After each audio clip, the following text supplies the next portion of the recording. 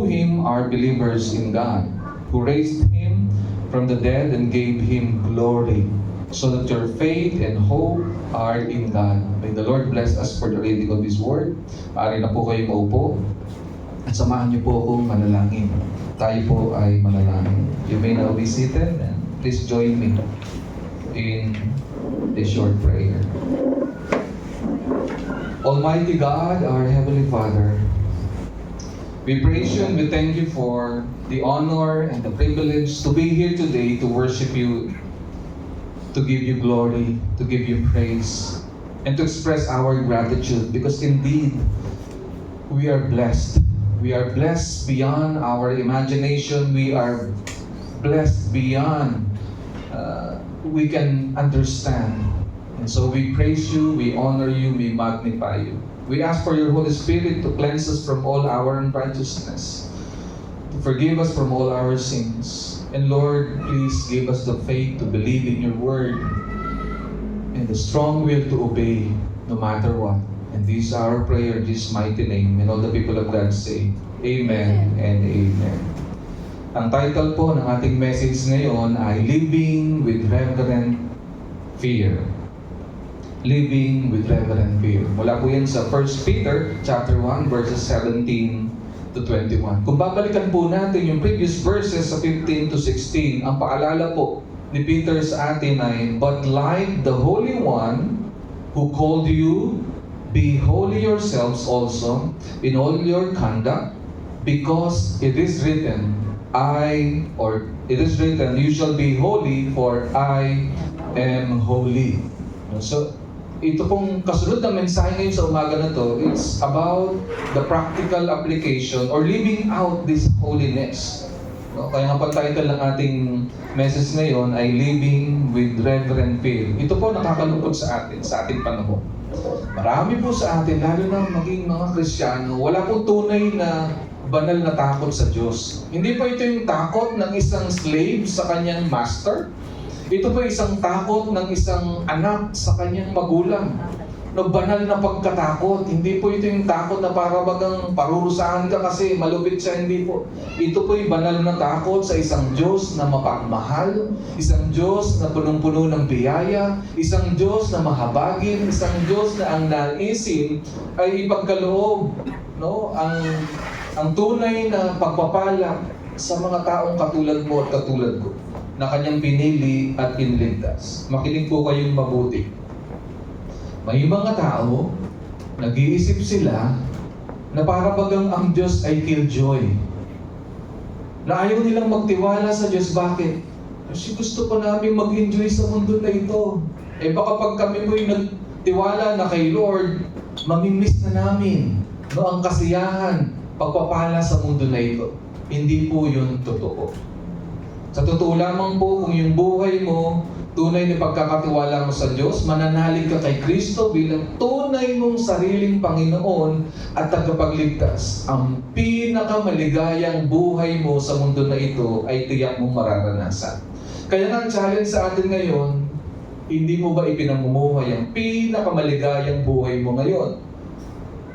Yan po ang malaking problema ng maraming Kristiyano. Marahil hindi po nauna, marahil hindi po totoo tunay ang ating relasyon sa Kanya. Kaya hindi natin nararanasan ang Kanyang biyaya at pagpapala. Pangalawa, marahil totoo ang iyong pananampalataya sa Kanya, kaya lang namumuhay ka sa paraan ayon sa iyong kalooban, imbis na sa kalooban ng Diyos. At ang pinakamatindi, baka nabubuhay tayo ng taliwas, talikod, no? Lumalabag sa kanyang kalooban, hindi ka talaga magiging maligaya sa buhay.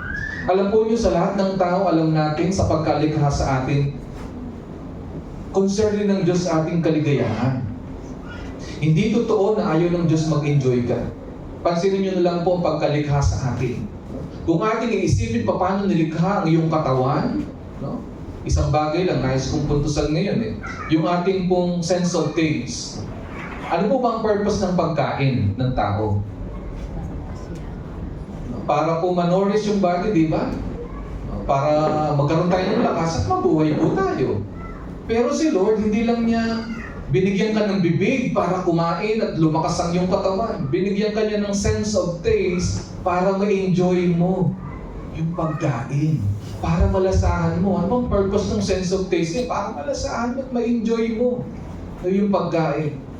Kaya nga, hindi totoo na ang Diyos ay killjoy, na para bagang pag magsiseryoso ko sa Diyos, hindi na magiging masaya ang buhay. Opo, magiging mahirap ang buhay, pero dahil nga mahirap ang buhay, bibigyan ka rin niya ng lakas para magtagumpay sa buhay nito. Kung kaya nga po, higit lalo na dapat magkaroon tayo ng tunay na banal na pagkatakot sa ating Panginoon. Sapagkat nasusulat, you shall be holy for I am holy. At makinig po kayo mabuti kapatid, the key in obeying God to be holy is to live in reverent fear.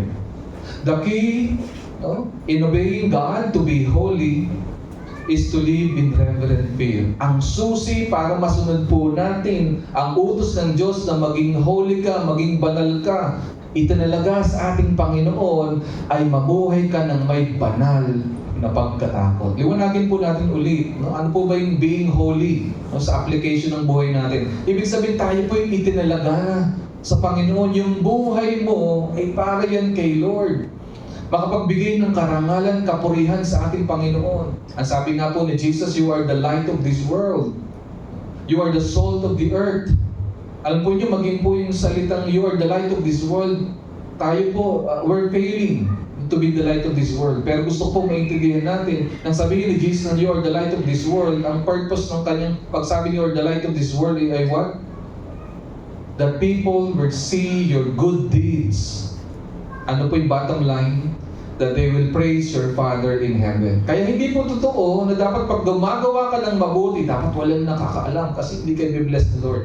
Alam po nyo, in the same passage na yun na sinabi, you're the light of the world, that you may see your good deeds, no? Sabi niya, to praise your Father in heaven. Nandun po nakapasok yung unang sabi niya ng acts of righteousness. Ano po yun? Prayer, na go to your room.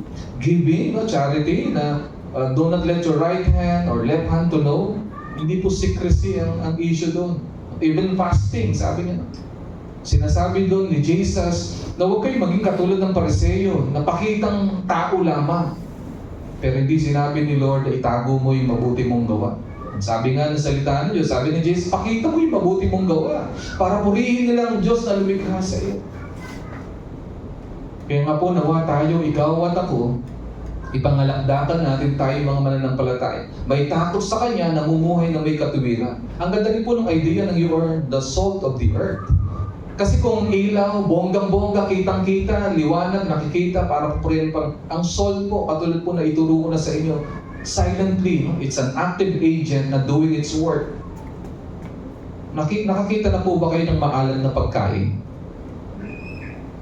Hindi niyo po nakita. Nalasahan niyo. Pero walang bongga doon. Hindi mo nga alam di ba? Na maalat yung pagkain unless matikman mo. Ang ibig sabihin mo? Tayo bilang mga Kristiyano, may pagkakataon na dapat hindi ka naman bonggang-bongga na talagang pinagsisigawan mo yung impact mo sa world. Kaya nga pong salt ay it's a symbol of what? Prevention from corruption. So, ang ibig sabihin sa ating pagtuligsa sa kabulukan ng mundo na ito o sa kasalanan, hindi dapat yan maingay. Dapat tahimik tayong kumikilos. Tahimik na lumalaban sa kasamaan pagkabulok ng mundo na ito. Pero sa larangan ng kabutihan ay dapat ipangalakdakan ng kabutihan na meron tayo. Unfortunately, ikaw at ako, ang maraming Kristiyano, yung mga kamalian na nihinay na showcase. Pero salamat sa Panginoon sa paalala po ngayon ang salita ng Diyos sa tayo magkaroon ng banal na takot, nawa nga po sumunod tayo sa Kanya. At tayo po ay magpakabanal ayon sa ating buhay na inialay sa Panginoon at mamuhay po ng may kabanalan. But how to live with reverent fear? Paano nga po ba tayo mamumuhay ng may banal na takot sa Diyos? Una po, value, accountability before God who judges justly. Ano pong ibig sabihin nun? Ikaw at ako ay accountable kay Lord. Mananagot tayo sa Panginoon. Pero salamat kay Lord kasi just siya. Makatarungan siya, hindi siya katulad ng tao na nagmi-miss, na nagmi-misjudge. So we must value accountability before God who judges justly. Pangalawa po, victoriously stand on Christ's redeeming sacrifice. Minsan iniisip natin tayo yung sariling gawa natin, sariling lakas para mamuhay ng mga kibanalan. Hindi po, naging matagumpay yung Panginoong Jesus. So victoriously stand on Christ redeeming sacrifice. Pangatlo po't panghuli, validate if your faith and hope are in God through Christ. Kailangan po nating patunayan na tayo nga po ay tunay na may pananampalataya at may pag-asa sa ating Panginoon sa pamamagitan ni Kristo Jesus na ating Panginoon. Mahalaga po na yung buhay mo at buhay ko nagpapatotoo na tayo nga po ay na kay Kristo. Kaya nga po sabi ni Peter sa verse 17, and if you address as Father the one who impartially judges according to each one's work, conduct yourselves in fear during the time of your sojourn. Kung tinatawag ninyo na Ama, no, ang Diyos, at ang description ni Peter kay Father God ay the one who impartially judges according to each one's work. Ibig sabihin, uhusgahan ng Diyos ang mga tao maging mananampalataya sa kanilang gawa ng tapat. Pero kung ikaw po ay nagsasabi na Ama mo siya, meron tayo pong obligasyon na alin? Ipakita sa ating mga gawa na talagang mga anak tayo ng Diyos. Are you showing in your conduct, no, in everyday lives, that you are indeed children of God? Tayo po ba'y nagpapakita na ikaw at ako ay tunay na mga anak ng Diyos? O tayo po ay nagpapakita ng ugali at uri ng buhay na hindi ayon sa pagka-Diyos ng ating Panginoon? Imagine po ninyo kung si Kuya Boyet, di ba? Yung kanyang mga anak, kamukha po ni Kuya Tony, di ba? Ay hindi lang pagdududahan, no? Mabuti na lang mga anak ni Kuya Boyet, kamukha niya talaga. Kamukha rin siyempre ni Ate Gigi. Hindi lamang pagdududahan, kung hindi ganun po ang disenyo, di ba? Nakakalungkot naman kung yung anak mo ay kamukha ng kapitbahay mo at hindi mo kamukha, di ba? Hindi pwede na ang anak mo ay wala man lang kahawig sa bawat isa. Pero what's the point? Dapat po bilang Ama natin ng Diyos, tayo po ay nakakitaan ng wangis katulad ng ating Panginoon. So know that God whom you call your Father. Kung tinatawag mo siyang Ama, dapat conscious ka na ikaw ay may responsibility na umasal na karapat-dapat sa iyong pagtawag sa Kanya bilang Ama. Ayun po yung punto. And conduct yourselves with reverence toward the Lord. Dapat may paggala. Kasi hindi siya ordinaryong Ama. Siya Panginoon. Alam po niyo may mga panahon, no, sa ating pong henerasyon na ang tingin kay Jesus ay parang, di ba, bro. Close sila. Meron pang iba sa mga may single blessedness o tumatanda ng dalaga. No? Tinitreat nila parang, o sige, okay lang na wala kang boyfriend. At least boyfriend mo si Jesus. No? Teka muna, di ka ba nangingilabot na boyfriend mo si Jesus? Parang nawawala na ata ng paggalang. Opo, best friend natin si Jesus kasi malapit yung ating relasyon. Pero hindi natin dapat ibaba yung ating relasyon sa Kanya. Dapat may paggalang. Kung kaya nga po, salamat kasi po tayo dito sa JC Pampanga West, isa pong katangian, magandang katangian natin. Lalo na pag tayo po'y sumasamba, lalo na po pag pinapahayag yung salita ng Diyos, yung itsura po nyo lahat, mukha kayong nakikinig. Tignan nyo nga po yung katabi. Mukha ka talaga bang nakikinig? Yan po yung feedback, hindi po lang ng inyong lingkod, kundi ng mga pastor na iniimbitahan natin, dumadalo dito, nagpipreach. Sila yung nai-encourage, kami nai-encourage. Bakit? Kasi mukha kayong nakikinig. At nawa nga mukha talaga kayong nakikinig o talaga kayong nakikinig. Baka ang iba sa inyo dyan tulog, nakamulagat nga, pero tulog na eh. No, ayun, pamukha na nahulog na ata sa upuan. But we hope and pray na talagang we are conscious that God is our Father and we conduct ourselves with reverence toward the Lord. At yung ating mataimtim na pakikinig sa mensahe, tanda po yan ng ating paggalang sa Panginoon.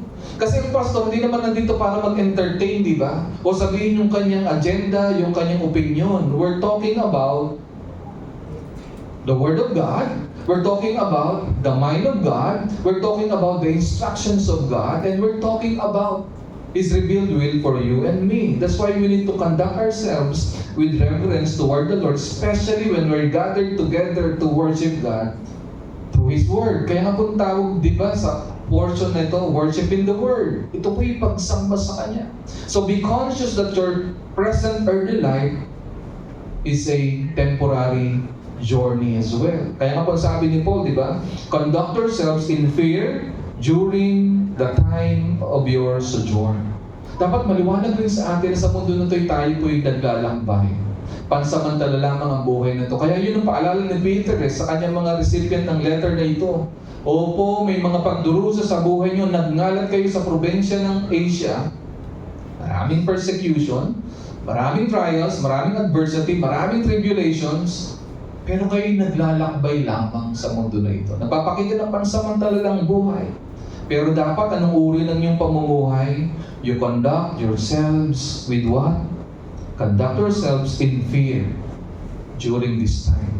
Hindi lamang po para sa mga recipient ng letter ni Peter, ito para rin sa atin. How are we conducting our lives here on earth? Tayo po ba ay nagpapakita ng may kabanalan? Kung totoo po na tayo po ay may banal na takot kay Lord, kayo na nagtatago sa dilim sa gabi at kung ano-anong binabrowse sa inyong cellphone, hindi niyo po ito ino-honor. May takot ba sa Diyos ang taong nabubuhay sa kasalanan? Hindi. Kung ikaw may tunay na takot sa Diyos, hindi mo hahamakin ng iyong kapwa. Hindi mo sisiraan ng iyong kapwa. Bakit? Gusto ba ni Lord na hamakin natin ang kapwa, siraan natin sila, awayin natin sila, pagtaksilan natin sila, gawan natin sila ng masama? Hindi po yun ang kalooban ng Diyos. Kaya kung meron kang tunay na banal na takot, yung buhay mo tutuwid. Matuwid ba ang ating mga pamumuhay? Yung gumagawa sa iyo ng masama, and sabi ni Lord, anong dapat natin gawin sa mga gumagawa sa masama sa atin? Abay, tirisin natin. Digdigin natin sila. Di ba? Ipahiya natin sa social media. Yun ba ang kalooban ng Diyos? Hindi, di ba? Sa mga gumawa ng masama sa iyo at sa akin, gagantihan natin sila ng alin? Gagantihan natin sila ng mabuti. Kasi sabi ng salita ng Diyos, huwag kang padaig sa masama, kundi daigin mo ng mabuti ang masama. Do not be overcome by evil, but overcome evil with good. At yan po ang ating ginagawa. At dahil nga po tayo po, ano man yung pinagdaanan natin sa nakaraan, masasama man yung ating naranasan, nagsikap po, hindi lamang ang lingkod, kundi tayong lahat na mamuhay na may katuwiran sapagkat ito ang kalooban ng Diyos, pagpapahayag ng ating banal na takot sa Kanya. Kaya lagi po natin pinipiling gawin kung ano ang tama. Sa mga taong nagkasala sa atin, ginagawad natin ang kapatawaran. At kahit pa nga hindi humingi ng tawad, dahil may banal tayong takot sa Diyos, binibigay pa rin natin ang kapatawaran. At sa mga nagsisisi, bukas ang ating palad, ang ating mga kamay, para tanggapin sila upang yakapin at tulungan na makapanumbalik nga ng todo-todo totoo sa ating Panginoon. Madali po ba yun? Hindi. Pero alang-alang sa ating Panginoon, na ating Ama, na meron tayong banal na takot sa Kanya, ginagawa po natin kung ano ang tama. Alam po ninyo, yung lingkod, may kakayahan lamang para magpatawad, ituring kayong tama, gawin ang tama sa buhay, gumawa ng mabuti sa bawat isa, kahit pa nga sa mga gumagawa ng masama. Yan po yung kakayahan na ibinigay, hindi dahil pastor ang iyong lingkod, kundi dahil po ang iyong lingkod ay tunay na may pananampalataya sa Panginoon. At yan po yung kakayahan na pinagkaloob sa ating lahat, na tunay na may pananampalataya. Binigyan ka ng kakayahan ng Diyos para maging banal at matuwid sa Kanyang harapan at sa harapan ng tao. Kaya mga kapatid, value accountability before God who judges justly. Pakinggan niyo po itong mabuti. Si Lord, kahit ano po yung ginagawa natin, nakikita niya, alam niya. Kahit nga sa mga oras na ito alam ni Lord kung nagpipake lang kayo. Kung nakatingin nga kayo sa akin, kung ako nga talagang iniisip nyo o iniisip nyo, Ani, nabulot mo ba yung saksakan ng electric pan, ng rice cooker? Naipasok mo ba yung nilabahan? No? Kahapon pa yung tuyo baka maulanan. Alam ni Lord kung yan ang worry nyo. Teka muna, Ano kayang kakainin natin mamaya? Huwag po kayo mag-alala. May Mac Jollibee po mamaya. Hindi po, may Mac Chicken po mamaya. Ano yung bibilihin natin? Alam po ninyo, alam lahat yan ni Lord. Kaya nga sa mga totoong may matalinong isip at alam na banal ang Diyos, makapangyarihan ng Diyos, hindi siya gagawa ng tao. Tanging ang mga taong accountable kay God. Kaya nga mahalaga, keyword po yun, accountability. Accountability. Accountable tayo sa Diyos. Alam po nyo, aaminin ko sa inyo, may mga pagkakataon na tutokso po ako. Lalo na pag nakikita ko yung kung sino yung masama, no? Ang yabang-yabang, parang sila pa yung nagtatagumpay, di ba? Bakit naman ganun? Parang sila pa yung nagtatagumpay, sila yung nagiging successful, sila yung yumayaman, sila yung sumisikat. Eh, Pastor, ginagawa na nila yun. So gawin na natin lahat para pantay-pantay. Kaso hindi. Ang sabi nga ng salita ng Diyos, God, the Lord, our Father, judges justly. Makatarungan siya. Walang masamang makakalampas sa Kanya. Eh, bawat masama, bawat kasalanan, ano po ang kabayaran? Kamatayan. So may kaparusahan ang ibig sabihin. Kaya kung tunay kang may banal na takot kay Lord, kakatakutan mo ang paggawa ng masama. Hindi mo isipin na gumawa ng masama. Dapat po magkaroon tayo ng tamang pananaw sa Diyos. Ang Diyos na ating Ama, nakikita ang lahat, alam niya ang bawat kasamaan, at darating ang panahon, magsusulit po ang tao. Magsusulit po ang tao. So ang tanong po sa atin, why do believers ought to live with reverent fear toward God? Bakit nga ba mahalaga na ikaw at ako ay makapamuhay ng may kabanalan sa pamagitan ng banal na pagkatakot sa ating Panginoon? Ang sabi po sa 1 Peter, di ba? Sa verse 7, and if you address as Father, the one who impartially judges. Eh, ama mo nga siya eh. Ama mo siya, yun yung dahilan. Ama mo siya. At siya po ay humusga. No? Walang favoritism, impartially, at just siya. And according to His one's word, kaya wag po tayo magkakamali na, save naman na ako eh. Kaya okay lang kahit anong gawin ko, hindi po yun okay. Kaya ang susunod na mga salita, ang sabi niya, conduct yourselves in fear. Conduct yourselves in fear. And that's holy fear. Reverent fear po ang ibig sabihin. And as Christians, at isa pong tanong, are Christians still subject to God's judgment? Although they are already in Christ? Tayo po ay na kay Kristo na. Dapat po ba talaga tayo husgahan ng ating Panginoon? Alam po niyo, may tinatawag na Bema Seat of Christ. No? Yung judgment seat of Christ. Lahat po ng tao, patay o buhay, no, ay harap sa ating Panginoon. At maging po mga mananampalataya harap sa Panginoon. I-judge niya po ang ating mga ginawa. Kaya po sabi ni Paul sa 2 Corinthians 5:10, for we must all appear before the judgment seat of Christ. This is the Bema seat of Christ. Ay ibig po sabihin ng Bema ay yung raised above. Parang yung korte, di ba? Yung judge nakaupo siya saan? Sa mataas na the platform. Ganun pong ibig sabihin. So for we must appear before the judgment seat of Christ so that each one may be recompensed for his deeds in the body according to what he has done, whether good or bad. Kaya hindi totoo na, ligtas naman ako, so malaya na akong gawin kahit ano. Anyway, once saved, always saved. Totoo po, once saved, always saved. Pero si Lord, nag-care siya sa mga ginagawa natin. Kasi bawat ginagawa natin, bawat sinasabi natin, bawat iniisip natin, may implication yan sa ating relasyon sa Diyos. Kaya nga ang hamon sa atin, nakakapagbigay ba ng kasiyahan kay Lord yung ginagawa mo, yung iniisip mo, yung sinasabi mo. At tayo po iharap, pero ito po yung good news. Kasi sabi, di ba, huhusgahan daw niyang alin, ginawa nating mabuti at masama. Pag ikaw ay mananampalataya, lahat ng masama mong ginawa o gagawin pa, yan po ay i-attribute saan? Anong pambabayad ni Lord? Yung sakripisyo ni Kristo. So, ibig sabihin ng judgment ni Christ sa atin, we will be judged to be rewarded. We will be judged to be rewarded. Haharap tayo kay Kristo bilang mga mananampalataya, husgahan niya yung mabuti mong ginawa at hindi. Para gantimpalaan ka. Pero ang tanong, paano kang gagantimpalaan ng Panginoon kung sa mundo na ito, winawaldas mo yung buhay mo sa maling paraan? No? Winawaldas mo, sinasayang mo yung buhay mo. Hindi ba? Kaya nga po mahalaga yung ating time, talents, and treasures, lahat yung gagamitin natin para sa ating Panginoon.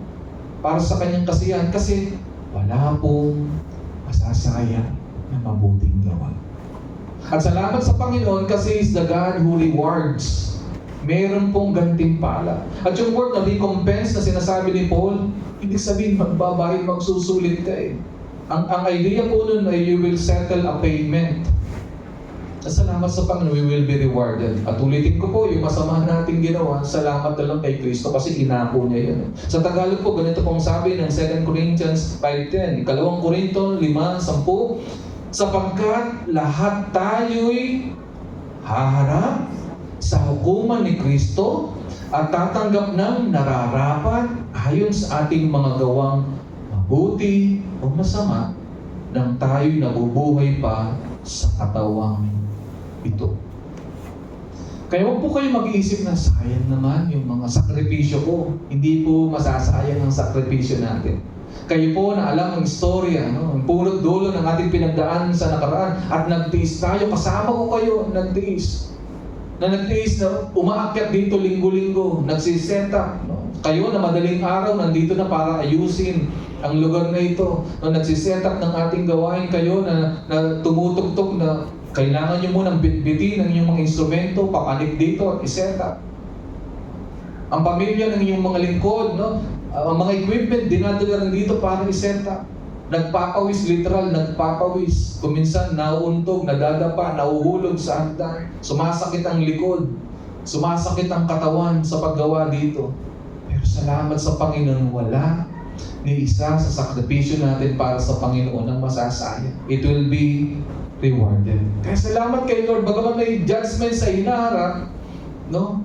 We will be judged to be rewarded. Kaya tama ang sabi ni Paul sa Romans 8:1. Therefore, there is now no condemnation for those who are in Christ.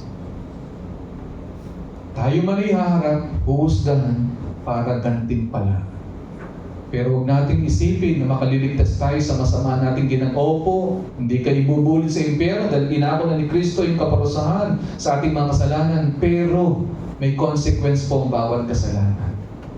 May pagdurusa po sa buhay na ito sa bawat pong kasalanan. Kaya tiyakin po natin na gawin natin ang kalooban ng ating Panginoon. Kaya nagpatuloy po si Peter na sabi sa verse 18-19, knowing that you were not redeemed with corruptible things like silver or gold from your futile conduct inherited from your forefathers, but with precious blood, as of a lamb, unblemished and spotless, the blood of Christ. Yun po yung punot dulo ng kabanalan na inaasahan ng Diyos sa atin. Dahil po sa sakripisyo ng ating Panginoon. Kaya nga po, know that you have been ransomed. Your salvation was possible because Christ paid the penalty for your sins. And He paid with His own precious blood. Yun po ang sabi ng salita. Yung katulad po ng ransom, di ba? Yung ransom ibinibigay para alin? Para sa iyong kalayaan. Di ba?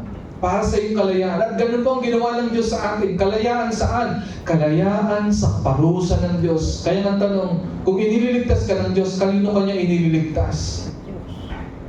Sa Diyos. Tama po sa Chinglus. Tayo inililigtas ng Diyos sa kanyang sarili. Bakit?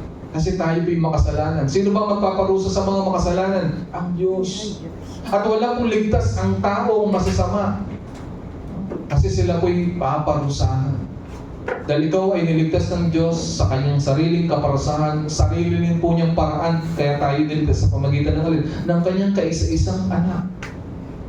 Kaya dapat conscious po tayo doon na tayo po ay tinubos na ng Diyos sa kasalanan, kaya hindi po tayo dapat mamuhay sa kasalanan. At dahil doon, pahalagahan po natin yung ating kaligtasan. Kaya nga po mga kapatid, be aware of the price for your redemption. Napakahalaga. Yes, your salvation is free, but it was never cheap. Narinig niyo po?